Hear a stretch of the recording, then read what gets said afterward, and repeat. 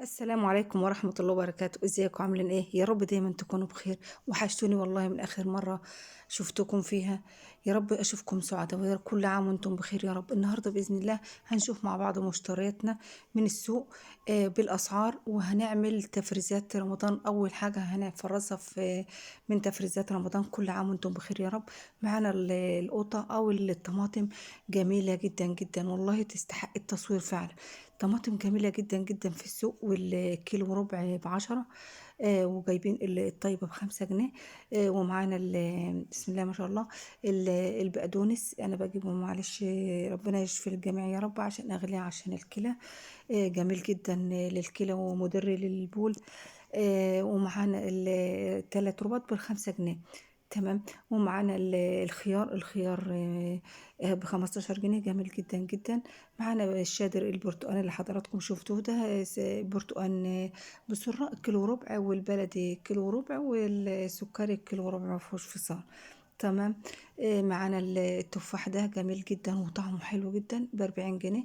ونص كيلو الليمون عامل 10 جنيه. والفلفل الأخضر ده زي ما حضراتكم شايفين عامل 12 جنيه.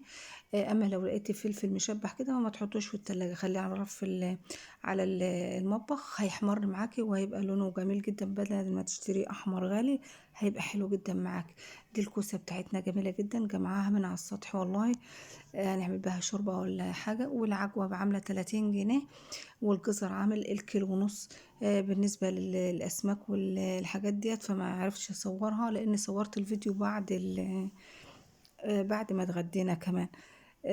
دي الطماطم ديت 3 كيلو من الطماطم، هي طماطم مستوية شوية بس مش مفتحة قوي، طرية بس مش مفتحة. تمام. فبنجيب الطماطم زي ما حضراتكم شايفين، وبنحطها على النار بدون ميه، بعد ما تنغسل وتتنضف كويس جدا، ونشيلها من الميه الصفرا اللي فيها ديت، ما بنحطش الميه الصفرا ديت. ونضربها طبعا في الخلاط ونصفيها زي ما حضراتكم شايفين كده. دي اول تفريزات رمضان. كل عام وانتم بخير والصحه والسلامه يا رب. اتمنى تدعموني بالله، احلى اخوات ليا في الدنيا. واتمنى يا رب اكون عند حسن ظنكم. ويا رب فيديوهاتنا تكون بتعجبكم ونستفاد كلنا من بعض. دي الوقت انا صفيت الطماطم، طبعا ما بيطلعش منها قشر كتير زي ما بتكون مضروبة في الخلاط. فبصفيها كويس جدا، وباخدها دلوقتي غلوة على النار. مش غلوة واحدة، انا بسيبها تغلي كويس جدا لحد ما القوام بتاعها يتقل معايا. معلقة من الفلفل، معلقتين من الزيت زي ما حضراتكم شايفين، عشان ما تتمسكش ببعضها اما اجي اخرجها من الفريزر. ومعلقه من الملح، معلقه كبيره من الملح. هسيبها بقى تستوي براحتها زي ما حضراتكم شايفين كده. وده الشكل بتاعها النهائي زي ما لو انت بتجيب اللي هو الكيس ابو 4 جنيه ده فيه معلقه والله. والله انا جبت الكيسين اتنين ب8 جنيه، والله رميتهم لقيت لونهم مش حلو خالص، لونهم غامق، مش الصلصة اللي انت حباها. شايفة ما شاء الله. دول 3 كيلو عاملين 15 جنيه. شوفوا عمل معانا كمية صلصة حلوة جدا. وحاجة نضيفة، انت عارفة مصدرها ايه. تمام. حابة انت اللون يبقى احمر عن كده، طبعا هتسويها كمان شوية على النار. او ممكن تحط لها بنجراية او قرنين فلفل من الفلفل الاحمر.